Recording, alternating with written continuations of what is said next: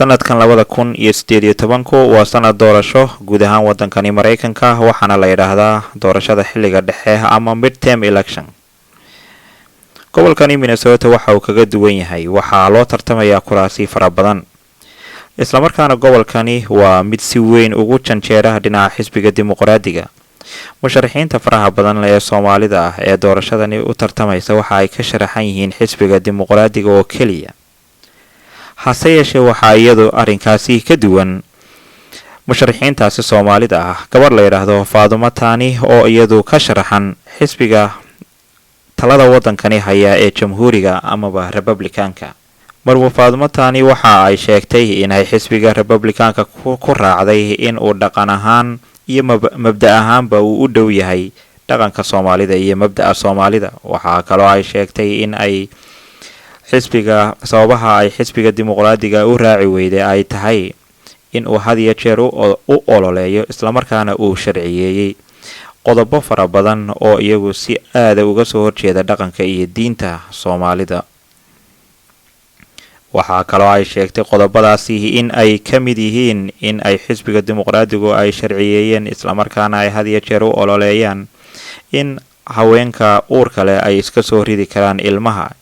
iyo in ay dadka isku jinsiga sida nin iyo nin ama gabadh iyo gabadhba ay isguursan karaan. marwo Faadumo Taani waxa ay u sharaxan tahay aqalka wakiilada ee gobolka Minnesota gaar ahaan degmada B. marka haddaba la eego musharaxiinta Soomaalidu taageerada ay ka haystaan madaxda Minnesota ee cadaanka ah, marwo Faadumo waxa iyagu aad u taageersan madaxda ugu sarsareysa ee xisbiga Jamhuuriga ee gobolkani Minnesota.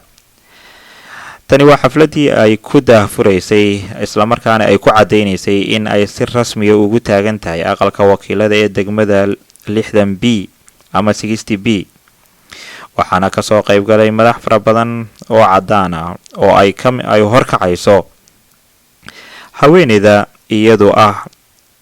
gudoomiye ku-xigeenka gobolka Minnesota Xisbiga iyo senator ka tirsan isagu gobolkani Minnesota oo la yiraahdo Dan Hall. gudoomiye ku-xigeenka gobolkani Xisbiga oo halkaasi hadal kooban oo mahadnaqa ka jeedisay ayaa waxa ay iyadu tiri And thank you very much. I am so pleased to be here tonight, and I do so appreciate the invitation. And I'm excited to be here to support Faadumo's candidacy for State House. It is so. waxa aan aad ugu faraxsanahay in aan halkan imaado. waad ku mahadsantihiin casuumadda aad ii fidiseen. waxaan si buuxda u taageersanahay musharaxnimada marwo Faadumo Taani ee aqalka wakiilada. waxa aan ku rajaynayaa guul. idinkana waxaad ka codsanayaa in aad si buuxda u taageertaan oo taageero hiil iyo hooba aad la garab istaagtaan. waxa isaguna halkaasi ka hadlay Senator Dan Hall. We are no different except for where maybe we grew up and maybe our skin color and maybe our hair color and some gray. wax farqi ah oo inoo dhaxeeya ma jiro ama aynu ku kala duwannahay. waxa laga yaabaa inaynu ku kala duwannahay meelaha aynu ku soo kornay, midabka jidhka iyo timaha, laakiin waxyaabaha aynu iskaga midka nahay ayaa aad u fara badan. bulshada Soomaaliyeedna waxaanu sheegayaa in xisbiga Republicanka ay iska saaraan shakiga ay ka qabaan xisbiga Republicanka, isla markaana xisbigani uu yahay koogii saxda ah. tusaale ahaan anigu sida Soomaalida waxa aan dhalay ama aan leeyahay 8 ciyaal ah. waxaanan aaminsanahay sida Soomaalida in uu qofku noqdo qof xor ah oo shaqaysta oo hawlkar ah. mana aaminsani in ay dawladdu noqoto mid iyadu ku yeerisa waxa aad qabanayso, laakiin waa inay dawladdu ku koobnaato in ay ilaaliso maslaxadda guud. bulshada Soomaalidana waxa aanu sheegayaa in ay taageeraan marwo Faadumo Taani. guul ayaanan u rajaynayaa.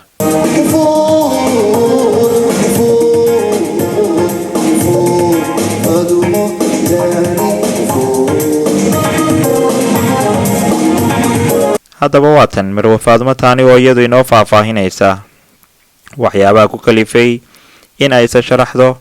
waxa ay ka filayso xisbiga Jamhuuriga iyo sababaha ay ku raacday. bismillaahir rahmaanir rahiim. magacayga waxa la yiraahdaa Faadumo Taani. waxaan u ordayaa xildhibaan xaafadda lixdanaad ayaan ordayaa meesha loo yaqaano 60B waxaan u ordayay waxa weeyaan waxaan ka tirsanaa xisbiga Republicanka waxaanu ognahay haddaynu Soomaali nahay in aynu inta badan ama dadka haddaynu nahay dad Soomaali ah ama dadka wadankan yimid loo yaqaan soo galootiga ama ku yimid qaxootiga in ayna siyaasadda inteena badan ayna waxba ka garanaynin qaasatan dadka waaweyn iyo dadka cusub ee yimid wadanka ku cusub lagu yiraahdo waxaad u codaysaan ama aad raacdaan oo idin jecel xisbiga la yiraahdo DFL ama dimuqraadiga waxaan rabaa inaan u sheego dadkayga wadanka yimid inaan ahay aniguba gabadh idinkoo kala ah ku timid wadankan sidaad ku timaadeen muslim ah Soomaali ah waxa la idin sheegayana aysan ahayn inay wax ka jira aysan ahayn waxaan u ordayaa waxaan ognahay inaynu aragnay xisbiga kale toole hadda dadka inta badan ay xiiseeyaan hore ay u xiiseen jireen baan leeyahay ay maaragtay aan aragnay haday noqoto dadkii cadaanka ah ayaga ka tirsanaa iyo haday noqoto dadka Soomaalida ah inaga aynu dooranay haday noqoto xilkii hore xilkan hadda anigu aan u socdo gabadh inoo haysay walaasheen ahayd haday noqoto city councilka oo laba jeer hadda la doortay haday noqoto school boardka haday noqoto back boardka dadkii Soomaalida ah wax qabadkooda ayna aragnay dadkuna inta badan ay maaragtay marka aan weydiiyo on dhaho ii codeey ay dhaan kuwii horeba waan aragnay Soomaalida waxay tiraahdaa bad hal ma la qurmiyo marka dadku isku mid ma ahan waxaan idin ka codsanayaa inaad ku doorataan dadka qofka waxa idin qabanayo iyo sida uu idinka dantiina u eegahay oo aad isku danta aad tihiin waxaan kaloo idin ka codsanayaa inaad fiirsaan xisbiga kale waxaana fiican hal dhinac kaliya inayna wax ku yeelan ee laba dhinacba aan wax ku yeelano sababtoo ah cadaanku waxay yiraahdaan hadii aadan miiska fadhiin waxaad noqonaysaa cuntadii la dalbanay macnaheedu waxa weeyaan hadaadan miiska fadhiin cid ku hadlaysa ma haysatid marka aniga bal inaad i doorataan oo xisbiga kale ka tirsan oo aad aragtaan waxa aan anigu xisbigayga aan idin ka soo dhaadhiciyo ama aan idin ka soo qaado iyo xaqiina sidaan ugu doodo iyo sidaan wax idin ku qabto iyo aniga u ordaya inaan ka mid noqono dadka kale ee xisbiga kala ah oo aan miiska intaan idin fariisto aan codkiina ku hadlo oo wixii qalad idinku ah ama inagu aanba idin la mid baanahay idinkaan idin kamid ahay hooyaanahay waan dareemi karaa dhibaatada community-ga haysata in aan codkiina ku hadlo oo aan dhaho dadkaygu ma aha waxa aad ka aaminsan tihiin waa dad shaqaysta waa dad taxi bayaraho bixiya canshuurta waa dad maaragtay ganacsiyaal leh waa dad wax bartay waxa laga helaa mar walbana waan u sheegaa waxaan dhahaa waxa laga helaa dadkayga ama community-ga anigu dadka aan ka soo jeedo waxa laga helaa qof kasta oo idinka community-giina ama dadkiina laga helo mujtamaciina laga helo ama bulshadiina ayaa anaga dadkeena laga helaa halkan waxaan u nimid in aan nolosha aan ku jirnay nolol ka duwan ilmahan inay wax noo bartaan oo maanan imanin in aan wax dhibaatayno oo maanan imanin inaan dadka nacabnahay oo maanan imanin in aan cidnaba wax u geysano laakiin dadka hadday xataa qaataan systemka ay isticmaalaan waxba ku kalifaya tusaale waxaan naga soo qaaday ka waran adiga oo hadda lagu geeyay wadamada kamid ah oo ku qaxay oo aadan afkii aqoonin oo aadan dadkii aqoonin oo aadan baawur aqoonin oo dhaqaale haysan maxaad sameyn lahayd wallahi way adag tahay bay dhahan marka waxaan ku dhahaa way garowsadaan sida way anaga dadkeenu saasoo ay tahay bay shaqeynayaan wax baranayaan guriga gateen iskuul jaamacadii ka baxeen kolleejyadii kuliyadii ka baxeen dugsiyadii sare iyo kuwii hoosaba dhiganayaan ordayaan marka inaynu isbarano waxay naga qabaan fikrad khaldan annaguna waxaan ka qabnaa fikrad khaldan horta aynu isku imaano oo miiska aynu maaragtay aynu soo wada fadhiisano markii la isla hadlo ayaa ama wax la isku diidaa ama ma aragtay wax la isku ogolaadaa inaynu wada hadalno annaan idin codkiina ku hadlo oo aan idin matalo oo aan xaqeena u hadalno iyo hooyooyinkii ilmahooda la kala xayiray aabayaasha iyo ilmahooda la kala xayiray xaasaska la kala xayiray gabadhii oo odaygeedii laga xayiray ama aabihii oo xaaskiisii iyo laga xayiray maxaa la dhahay caruurtiisii laga xayiray amba idin la mid baanahay dhibtaad qabtaan waa idin la qabaa waanan dareemi karaa ma ahan inaan u tartamayo in aan idin hoosgeeyo dadaan idinka idin rabin maxaa yeelay anigu waa idin lamid baanahay mana iyo runtii shakhsi raba inuu cid kale u adeego laakiin waxaan ahay shakhsi raba inuu idinka idin adeego xaqiinana idin soo dhiciyo dadka kalena idin baro waxaynu ku kala duwanahay qof walbana diintiisa xaq buu u leeyahay iyo wuxuu aaminsan yahay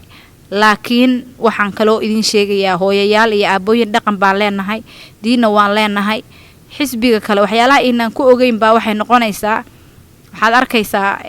waxay leeyihiin nin iyo nin baa isguursanaya naag iyo naag baa isguursanaysa dhaqankeena ma aha diinteenna ma aha waxaan kaloo xisbigan aan wadaagnaa ilmaha la iska soo ridayo waxaad ogtihiin ama haddiinaan ogeyn aan rabaa inaan idin sheego gabdhaheena yararka ah iskuullada weliba dhigta dugsiyada sare inoo dhigta iyo soomaalideenaba aan dhaho lambarka ugu sarreeya ay weeyaan ee gobolkan Minnesota ee ilmaha iska soo rida weeyaan ceeb bay inagu tahay dhaqanna uma lihin diinna uma lihin waxay ka soo horjeedaan in ilmaha la iska soo rido waxay ogol yihiin dadku inay shaqaystaan dad shaqaysta oo haddana horeyna u shaqaysan jiray baynu nahay haddaynu Soomaali nahay ama kambariyaan aan ka soo shaqaysana ama aanu yeelano maaragtay shaqooyinkeena inagu shaqo abuur aynu samaysano marka waxyaalo badan wixii kaloo inaga dhiman oo ku saabsan immigrationka ama dadka la kala xayirayana waan la hadlaynaa insha Allah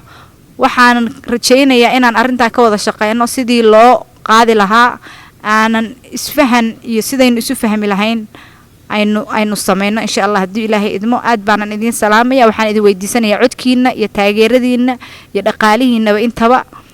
waanan idinku soo noqon doonaa walaashin Faadumo Taani oo musharaxa xaafadda 60 60B booski ay banaysay gabadhii Ilhaan ahayd assalaamu calaykum waraxmatullaahi wabarakaatuh